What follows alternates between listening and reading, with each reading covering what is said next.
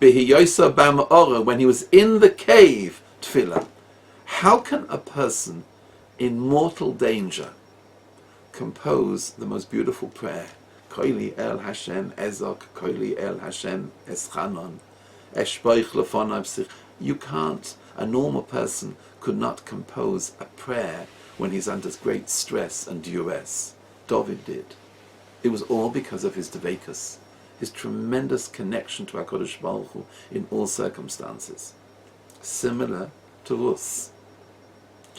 And we also find, of course, the third stage. There was enormous, enormous success, which David saw at the end. Think a minute, just as a point of thought. We do not possess all the prayers of Sarah and Rivka and Rachel when they prayed for a child. They davened, we know, but we don't have those prayers. The Gemara explains in the Pasuk V'eschanan that Moshe Rabbeinu davened over 500 times to enter into Eretz Yisrael. We don't have those prayers. Where are they? All the prayers of Yosef, we don't have them in Mitzrayim. We don't have the prayers of the Nevi'im, Yeshayahu, a few of them, but we don't have these words. And yet we have 150 chapters of prayer from Dovid Hamelech in Tehillim. He was profound in prayer. His words we use. Whenever we want to connect to Hashem and communicate with Him, whose words do we use? Tehillim, with the words of Dovid Hamelech. He rose to a position, Chazal explain, he was the fourth leg of the stool of the Shechina, of the Merkava in this world. Avraham was Chesed, Yitzchak was Yira, fear, Yaakov was Emes, and David was Shiros v'Sishbachos, praise to HaKadosh Baruch Hu. And for that he became the Regal Revi, the fourth leg of the Merkava, of the Shechina in Olam Hazeh, all because of his koyach of prayer, of tefillah. Enormous, enormous success. Just look what we say every single day in davening. Whose words do we say? V'Yerushalayim ilcha b'rachamim toshuv.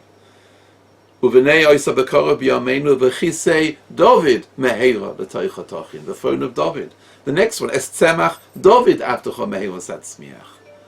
Always we refer to Dovid Hamelech. This potential mamzer of 28 years, who was the outcast, who was thrown out, who had no support. Even his father rejected him because they thought he was a mamzer, became the most established kingdom in the whole of Klal Yisrael. And we say, David Melech Yisrael Chai v'Kayom, it's his kingdom. It's the descendant of David that we're waiting for, the Mashiach. He became phenomenally important. His transformation was enormous compared from where he came from. So we see that the paths of both of these two, of David and of Ruth, were very much based on the enormous difficulties that they went through, but at the same time their tremendous dveikus and aspiration and desire to grow, we see in Ruth and in David, and also as a result their tremendous change which happened. What I'd like to suggest is that these two profiles are the match for receiving the Torah on Shavuoth at Sinai in the following way. We mentioned at the beginning that there is what's called a siman muvhak, like a sign, a revealed sign, like a focal point, a spotlight that we're supposed to focus on from these Maisa Avos.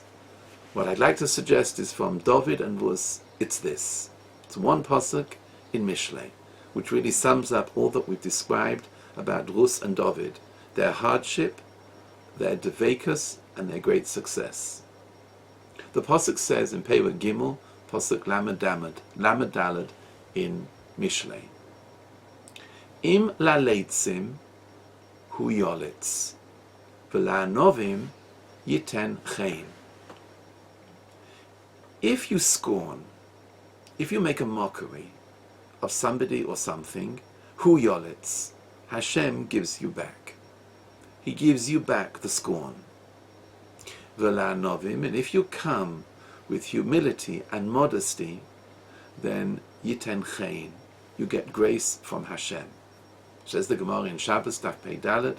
From there we learn midah keneged midah, haba letaher m'sayonosai. When a person tries his best to find a way to improve, which is really what Kabbalas HaTorah is all about.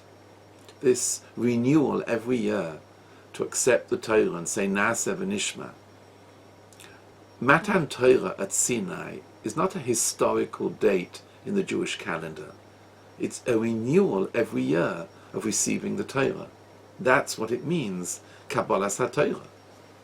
Again we receive the Torah. Again as if we're standing at Sinai, and of course the focal point, the most important minutes of all of Shavuos is the reading of the Aseret HaDibros, the 10 Commandments in Shul in the morning of Yom Tov. You hear again, Anochi Hashem Elokecha. One receives the Torah. Again as if one is standing at Sinai. But what is the message behind it with these two profiles, these two portraits of Ruth and Dovid? The siman is that if you come to Torah with a certain approach, despite hardship, despite difficulties, and you're devoted with a pure heart, then M'sayonosai, the help. Where's the proof? This 40-year-old widow with no connections, no proper conversion, this Arab woman from Sha'ar Shechem, or this 28-year-old so-called mamzer, rejected by the family, rejected by everybody, became the most outstanding personalities in all of Klal Yisrael. The siman labonim is M'sayonosai. The person is given help, and that's the feature that we learn from these two personalities here. It must be that, because these are the protagonists of Shavuos. Matan Torah goes together with Ruth and Dovid, the Yortzeit of Dovid, and Ruth, who was the founder. It all came from there. The difficulties, there were difficulties, but despite the difficulties, they were connected to Ruchnis, to spiritual growth. Ruth, under all circumstances, says, I'm not leaving the Rebbe. The Rebbe was Normi. I'm staying with you. Whatever happens, whatever my outcome is, I want to be close to Hashem. And similarly, Dovid, his Devekus in times of great, great difficulties. This is the siman labonim. I would like to end maybe with one point, maybe a point of focus. When Naomi was converting Ruth and was asking her all these questions, there was one question that Naomi never asked Ruth. She spoke to her about Shabbos, she spoke to her about Yichud, of not living together in a house with a man, a woman with a single man. She spoke to her about the laws of Skila and Sreifa and all the different laws of Klal Yisrael. But there's one thing Naomi never asked Ruth and never mentioned to her. She never turned round to her and say, listen, my dear, look where you come from. You come from Sdei Moav. You're an Arab woman. You don't belong. She never mentioned that. Shmuel was completely unfazed by the so-called rumor that maybe David was a mamzer. He knew better. Hashem told him, but that was totally irrelevant. The background doesn't count. When it means that Ruth was asked, when Ruth answered, Ba'asher Teilechi Eilechi, that is what Kabbalas HaTorah means every single year. It's not where you come from, it's where you're going to, what you're going to do with the information every year. Kabbalas HaTorah means from now on, not from where you come from. Perhaps the greatest example of this is an explanation I once heard from my Brevta, Zecher Tzadik Livracha, a beautiful point, which explains it all. The roots of the nation of Klal Yisrael began in Parshas Shemais.